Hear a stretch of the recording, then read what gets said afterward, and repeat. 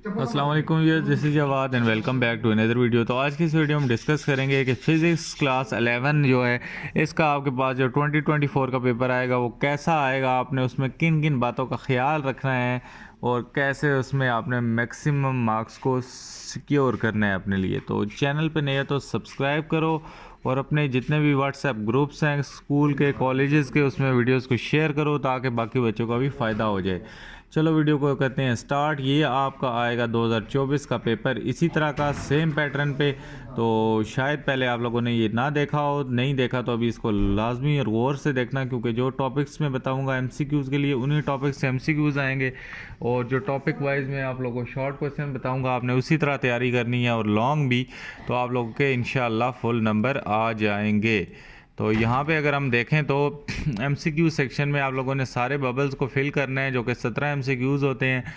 यहाँ पे percentage error आप लोगों से पूछा जा सकता है इस टाइप का एमसीक्यूज़ जिसमें आप लोगों ने मैक्सिमम परसेंटेज एरर फाइंड करना होगा, जो कि एस्टिमेशन है काइनेटिक एनर्जी का जो भी है।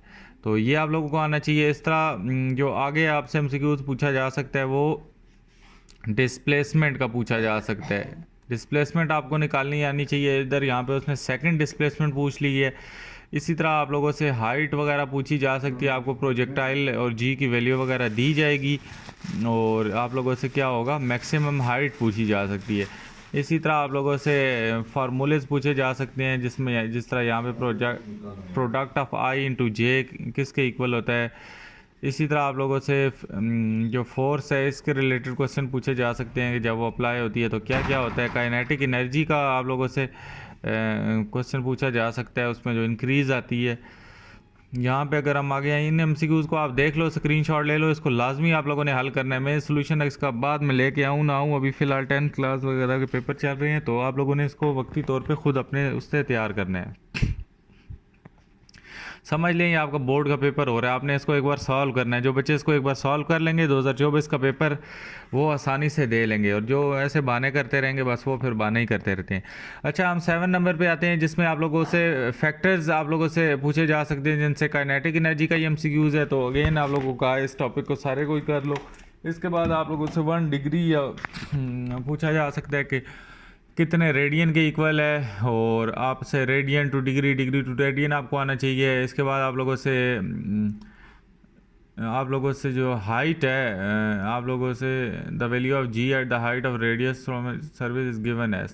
तो जी एच आप लोगों को पता होना चाहिए जो कि रेडियस ऑफ अर्थ से सरफेस तक है वो क्या बनता है। इसके बाद आप लोगों से जो एरोप्लेन वगैरह हैं ये थ्योरम वगैरह आप लोगों को सारे आने चाहिए, इनके जो एप्लीकेशंस हैं जिस तरह एरोप्लेन है। और उसके बाद हमारे पास लेंथ ऑफ पेंडुलम आप लोगों को पता होनी चाहिए कि वो कहाँ कहाँ कितनी कितनी चेंज होगी। तो इस टाइप के एमसीक्यूज़ आपसे पूछे जा सकते हैं, और रेजोनेंस के बारे में पूछा जा सकता है। वेव वगैरह, वेव लेंथ आप लोगों से पूछी जा सकती है। इसके बाद आप लोगों से फ्रीक्वेंसी, उसके बाद ये सारी चीज़ें निकालने का पूछा जा सकता है। और स्पीड जो है साउंड की वो आप लोगों से पूछी जा सकती है। इसके बाद बाकी आप लोग को वेव लेंथ वगैरह इन टाइप के एमसीक्यूज आप लोगों से कुछ ना कुछ पूछा जा सकता है कि उनमें क्या इंक्रीज़ या मैक्सिमम मिनिमम होगी। इसके बाद क्लाउड्स के बारे में पूछा गया है कि कौन सा प्रोसेस होगा। तो ये चारों प्रोसेसेस के बारे में आप लोगों को पता होना चाहिए कि इन प्रोसेसेस में क्या होता है। इसके बाद अगर हम जंप करें अपने ऑब्जेक्टिव पे, जो कि मेन इंपॉर्टेंट आप लोगों का पार्ट होता है पेपर का, सॉरी सब्जेक्टिव। तो यहाँ पे हमारे पास आप लोगों के सारे क्वेश्चन आपने अभी हल करने हैं। 2024 से लेकर ऑनवर्ड सारा पेपर इसी पैटर्न पे आएगा।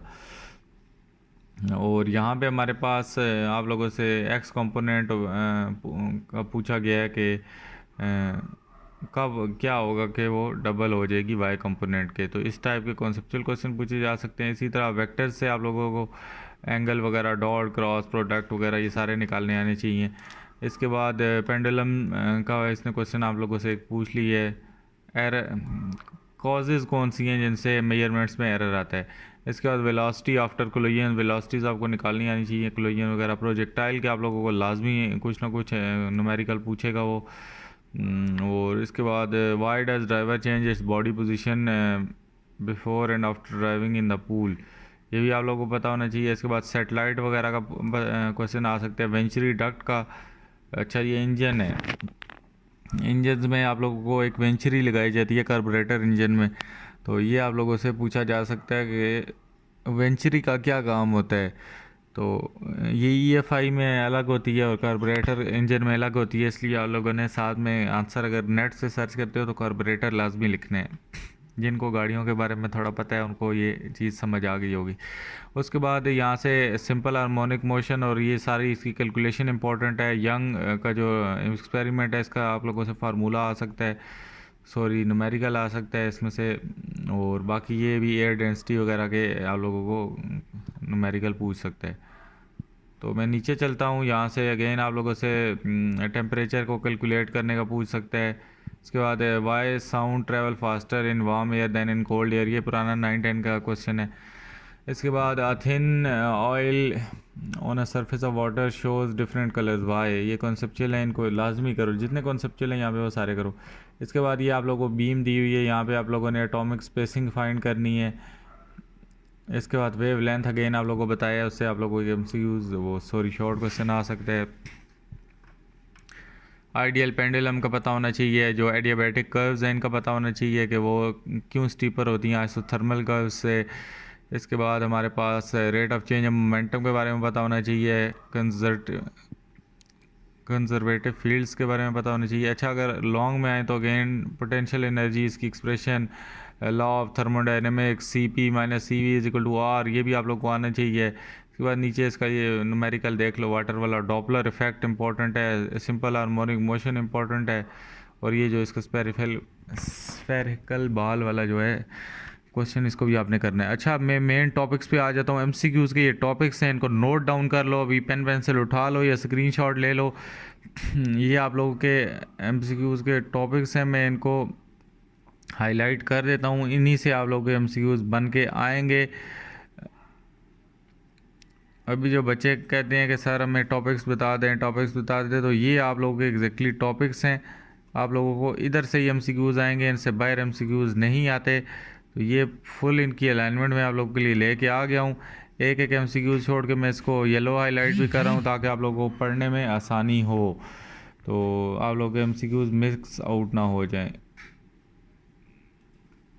इसी तरह ये आप लोगों ने इनको देख लेना है, पढ़ने का वही बात है कि आप लोगों ने इनको खुद पढ़ के एक बार देखने हैं। ये MCQs हैं, इन पर मैं इतनी सर खपाई नहीं करना चाहता क्योंकि बच्चे इनको फिर भी नहीं करते। अच्छा, यहाँ पे सेक्शन B जो आ जाता है, अगेन वेक्टर के बारे में आप लोगों को बताया था कि पहला आप लोगों को क्वेश्चन पूछेगा, उसके बाद स्केलर प्रोडक्ट वेक्टर, इसके बाद प्रिसीजन एंड एक्यूरेसी, ये वही क्वेश्चन है सारे, ज़ीरो एरर, रैंडम एरर। उसके बाद जो हमारे पास डिफरेंट प्रॉब्लम्स हैं जिसको इन इलास्टिक कोलिजन वगैरह, law of conservation of momentum.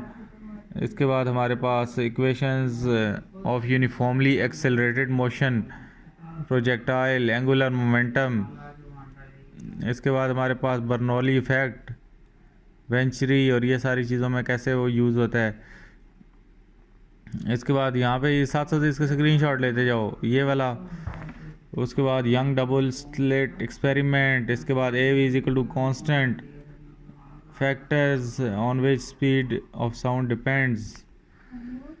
इसके बाद हमारे पास जो है न्यूटन का फार्मूला है। इसके बाद हमारे पास कलर पैटर्न्स हैं, फिनोमेना ऑफ डायफ्रैक्शन है, और ये सारी चीज़ें आपने देख ली हैं। Law of thermodynamics, Newton law of motions, rate of change of momentums.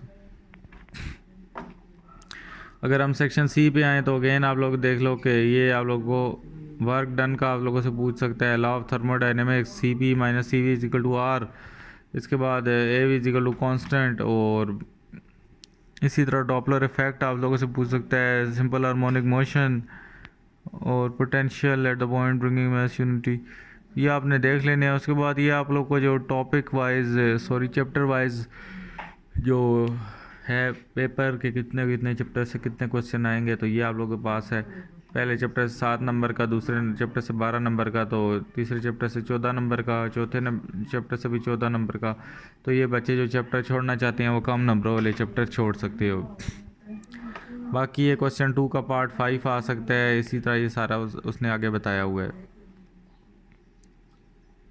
कि जो हमारे पास पहला है, ये जो पहला है 2 लिखा हुआ है, इसका मतलब है क्वेश्चन नंबर, आगे इसका पार्ट नंबर है, और ये जो आगे लिखा हुआ है 3 आगे लिखा है, ये इसके नंबर हैं। ये 111 का मतलब है पहला क्वेश्चन है, मतलब पहला एमसीक्यूज़ है, उसका एक नंबर है, उसका पहला पार्ट है। 121 का मतलब है कि एमसीक्यूज़ है, उसका दूसरा पार्ट है, उसका एक नंबर है। 141 का मतलब है एमसीक्यूज़ है, चौथा एमसीक्यूज़ है, और उसका एक नंबर है। तो उम्मीद है अभी आप लोगों को पढ़ना आ गया होगा, तो बाकी इसको खुद पढ़ लेना। तो पेपर आप लोग को इसी टाइप का आएगा। इन लोगों को ये लॉन्ग क्वेश्चन वगैरह इनके स्क्रीनशॉट नहीं लिए तो इनको दोबारा ले लो, शॉर्ट क्वेश्चन के भी स्क्रीनशॉट ले लो, ये आप लोगों के काम आएंगे। इनको एक बार हल करो। जिस बच्चे ने पेपर हल किया है तो उसकी प्रैक्टिस भी हो जाएगी। समझो आपका ये प्री बोर्ड हो रहा है या बोर्ड ही हो रहा है, तो आप लोग एक बार इन दोनों पेपर्स को, ये जो ऊपर नीचे 2 दिखाए हैं मैंने, इनको हल करो।